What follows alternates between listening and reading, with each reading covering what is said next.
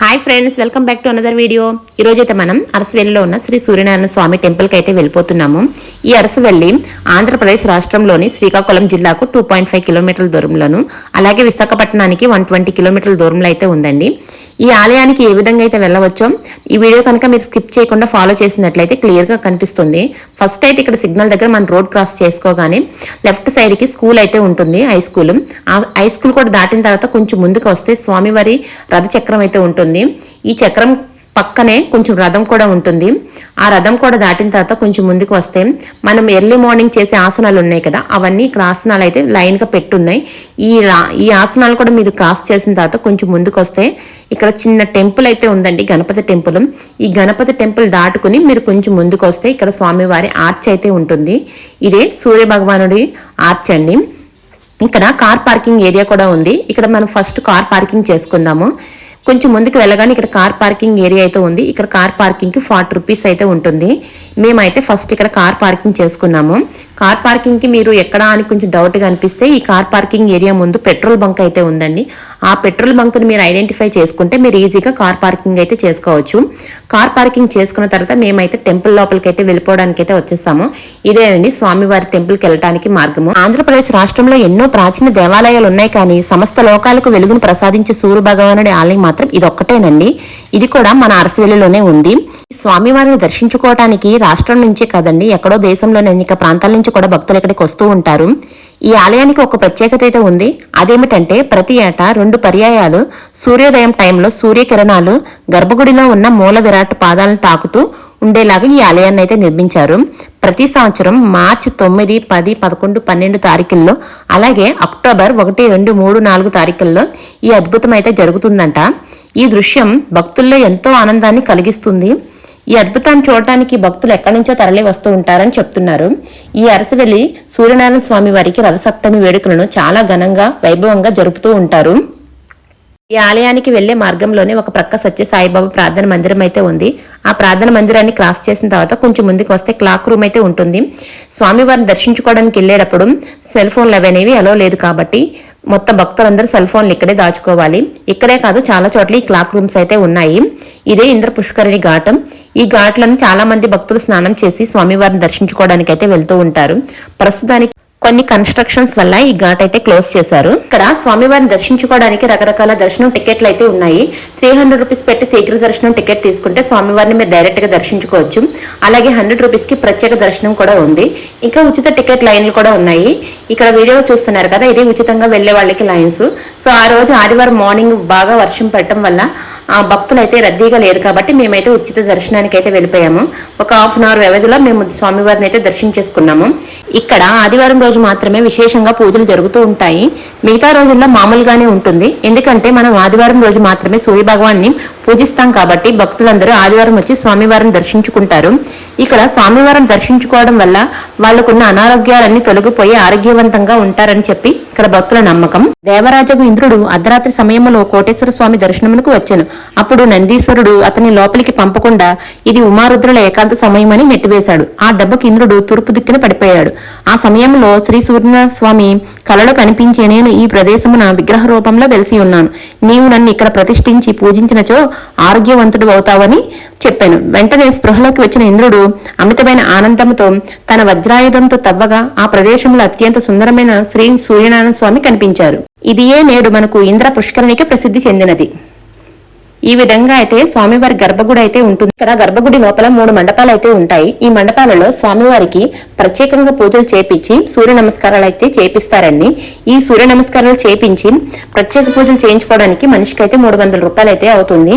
ఈ విధంగా ఇక్కడ చాలా మంది భక్తులు వచ్చి పంతులు గారి చేత ప్రత్యేకంగా పూజలు చేయించుకుని సూర్య నమస్కారాలు చేస్తారు. ఎందుకంటే ఇలా చేసుకోవడం వల్ల వారికి ఉన్న అనారోగ్యాలన్నీ పోయి ఆరోగ్యంగా ఉంటారని ఇక్కడ భక్తుల నమ్మకం. సో చాలా మంది భక్తులు ఈ విధంగా అయితే సూర్య నమస్కారాలు చేసుకుంటారు. ఈ మూలమూర్తి యందు 7 గుర్రములతో కూడిన రథము, అసురుడు రథసారథిగాను, పాదముల చెంత శ్రీ ఛాయాదేవి, ఇరుపక్కల ఉషాదేవి, శ్రీ పద్మినీదేవి కొలువై ఉండగా శ్రీమారుడు పింగళుడు అను 2 పాలకులుగాను ఉన్నారు. శ్రీ స్వామివారికి పైభాగమున సనక సనందమున మహామునులు ఛత్రము చమరలు చేతబట్టి స్వామిని సేవించుచున్నారు. ఈ స్వామివారు 2 అభయహస్తములతో 2 పద్మలు పట్టుకుని భక్తులను ఎల్లవేళలా అనుగ్రహిస్తూ సేవలను పొందుచున్నారు. ఈ క్షేత్రానికి ఆ పేరు ఎలా వచ్చిందంటే ఇక్కడికి వచ్చిన భక్తులు స్వామివారిని పూజిస్తే సకల కష్టాలన్నీ పోయి హర్షంతో తిరిగి ఇంటికి వెళ్తారని ఇక్కడ భక్తుల నమ్మకం. అందుకే దీనిని హర్షవల్లి అని పిలుస్తూ ఉండేవారట. రాను రాను ఈ హర్షవల్లిని అరసవల్లిగా పిలుస్తున్నారు. అందుకనే ఇది అరసవల్లి శ్రీ సూర్యనారాయణ టెంపుల్ అయింది. ఈ విధంగా అయితే స్వామివారి టెంపుల్ అయితే ఉంటుందండి. మేమైతే స్వామివారిని దర్శించుకున్న తర్వాత తిరిగి బయటకైతే వచ్చేస్తున్నాము. ఇక్కడ మేము స్వామివారిని దర్శించుకున్న తర్వాత ఇక్కడ రావి చెట్టు అయితే ఉంటుంది. ఆ రావి చెట్టు దగ్గరికి వెళ్ళి దీపాలు అయితే వెలిగించాలని అనుకుంటున్నాము. ఈ విధంగా ఆలయం బయట అయితే ఉంటుంది. ఇక్కడ మనం స్వామివారిని దర్శించుకోవడానికి కావాల్సిన పూజా సామాగ్రి అంతా ఇక్కడ దొరుకుతుంది. ఇంకా కార్ పార్కింగ్ కూడా పైన చేసుకోవచ్చు, ఎటువంటి ప్రాబ్లం ఉండదు. సో ఈ విధంగా అయితే స్వామివారి గుడి అయితే ఉంటుందండి.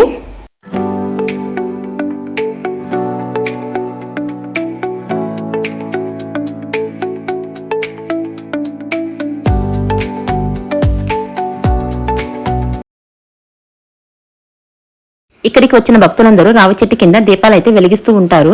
మేము కూడా ఈ రావి చెట్టు కింద దీపాలు అయితే పెట్టడానికి అయితే వెళ్తున్నాము. ఇక్కడ వీడియోలో చూస్తున్నారు కదండి, ఇక్కడ ఒక కుండ మీద ప్రమిద అయితే పెట్టి అందులో ఒక ఒత్తి వేసి ఆ ప్రమిద చుట్టూ పువ్వులను అయితే అలంకరించి ఇక్కడ దీపాలు అయితే అమ్ముతున్నారు. ఈ దీపం కాస్ట్ వచ్చి 20 రూపీస్ అట. మేము కూడా 2 దీపాలు కొనుక్కుని ఈ రావి చెట్టు కింద అయితే దీపాలు అయితే వెలిగిస్తున్నాము. ఇలా పెట్టడం వల్ల కొంచెం మనకి మనశ్శాంతిగా ఉంటుందని ఒక భావంతో మేమైతే దీపం అయితే వెలిగిస్తున్నాము. ఇక్కడ వెలిగించిన తర్వాత అక్కడ ఒక ఆవిడైతే ఉంటుంది. ఆవిడకి ఎంతో కొంత దర్శనం ఇచ్చి ఇక్కడ అమ్మవారి ఆశీస్సులు అయితే తీసుకుని అయితే మేమైతే వెళ్ళిపోతున్నాము. చూస్తున్నారు కదా ఫ్రెండ్స్, ఇదే ఈ రావి చెట్టు కింద అయితే ఈ విధంగా అయితే మేము దీపాలు అయితే వెలిగించాము. ఈ విధంగా అయితే మేము రావి చెట్టు కింద దీపాలు వెలిగించిన తర్వాత ఇంకా ఈ ఆలయం దగ్గర ఇంకా ఏమైనా విశేషాలు ఉన్నాయేమో అని చూడటానికి అయితే వెళ్తున్నాము. ఇలా కొంచెం ముందుకి రాగానే ఇక్కడ కేశఖండనశాల అయితే ఉంది. ఎవరైతే ఇక్కడ స్వామివారిని దర్శించుకోవడానికి వచ్చిన వారు తలనీలాలు సమర్పించాలనుకుంటున్నారో వారికి ఇక్కడ కేశఖండనశాల కూడా అవైలబుల్ గా ఉందండి. ఇక్కడ ఒక్కొక్క టికెట్ కాస్ట్ వచ్చి 40 రూపీస్ ఉంటుంది. అంటే ఈచ్ పర్సన్ 40 రూపీస్ పే చేసి తలనీలాలు సమర్పించుకోవచ్చు. ఈ విధంగా అయితే ఇక్కడ తలనీలాలు సమర్పించుకునే స్థలం అయితే ఉంది. ఇక్కడ కూడా చాలా పెద్ద క్యూ లైన్స్ అయితే ఉన్నాయి. మేబీ చాలా మంది ఇక్కడ భక్తులు తలనీలాలు సమర్పించుకోవడానికి అయితే వస్తూ ఉంటారేమో. ఇక్కడే స్త్రీలకు పురుషులకు టాయిలెట్ సదుపాయం కూడా ఉంది. ఇంకా ఇలా కొంచెం ముందుకు రాగానే ఇక్కడ కూడా ఒక గోశాలను అయితే ఏర్పాటు చేశారు. మన హిందూ సాంప్రదాయం ప్రకారం ఇప్పుడు ప్రతి దేవాలయంలోనూ ఒక గోశాలను అయితే ఏర్పాటు చేస్తున్నారు. అదే విధంగా ఈ అరసవల్లిలో కూడా ఒక గోశాల అయితే ఉంది. ఇక్కడికి వచ్చిన భక్తులు స్వామివారిని దర్శించుకున్న తర్వాత ఈ గోశాలకు వచ్చి కృష్ణుని కూడా దర్శించుకుంటున్నారు. ఈ విధంగా అయితే గోశాల అయితే ఉంది.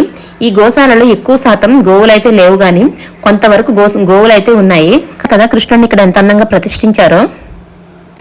ఇక్కడ ప్రతి ఆదివారం మధ్యాహ్నం 12 గంటల నుంచి 2 గంటల వరకు అన్న సమారాధన కార్యక్రమం అయితే జరుగుతూ ఉంటుంది. ఇక్కడికి వచ్చిన భక్తులు స్వామివారి తీర్థ ప్రసాదాలను స్వీకరించే వెళ్తూ ఉంటారు. ఎందుకంటే స్వామివారి తీర్థ ప్రసాదాలను స్వీకరించడం వల్ల చాలా మంచిది. మేము కూడా ఈ అన్న సమారాధన కార్యక్రమానికి అయితే వెళ్తున్నాము. ఇక్కడ అన్న సమారాధన కార్యక్రమం అయితే చాలా పద్ధతిగా చేస్తున్నారు. భక్తులకు ఎటువంటి ఆటంకాలు కలగకుండా ఒక పద్ధతిలో ఈ కార్యక్రమాన్ని అయితే చేస్తున్నారు. ఆ తర్వాత మేమైతే బయటికి వెళ్ళిపోతుంటే ఇక్కడ ఒక ఆవిడ పాములను ఆడిస్తూ వనమూలికలు అయితే అమ్ముతుంది. ఆ వనమూలికలు ఏంటని చెప్పేసి మా వాళ్ళు అయితే చూస్తున్నారు అక్కడ విచిత్రంగా. పామును ఆడిస్తుంటే మా తేజ పాప అయితే పాము వేషాలన్నీ వేస్తుంది. ఈ విధంగా అయితే స్వామివారి ఆలయం అయితే ఉంటుంది. చాలా ఇక్కడ ప్రశాంతంగా ఉందండి ఆలయం లోపల. మీరు కూడా తప్పనిసరిగా ఒకసారి సూర్య భగవాన్ని దర్శించుకోండి. ఎందుకంటే ఈ సూర్య భగవాన్ని దర్శించుకోవటం వల్ల మనం ఎప్పుడూ ఆరోగ్యంగా ఉంటామనేది ఇక్కడ భక్తుల నమ్మకం. సర్వేజన సుఖనో భవంతు. నా వీడియో కనుక మీకు నచ్చినట్లయితే లైక్ చేయండి, షేర్ చేయండి. మరిన్ని వీడియోస్ కోసం నా ఛానల్ని సబ్స్క్రైబ్ చేసుకోండి. Thank you for watching. ఓం ఆదిత్యాయ నమః.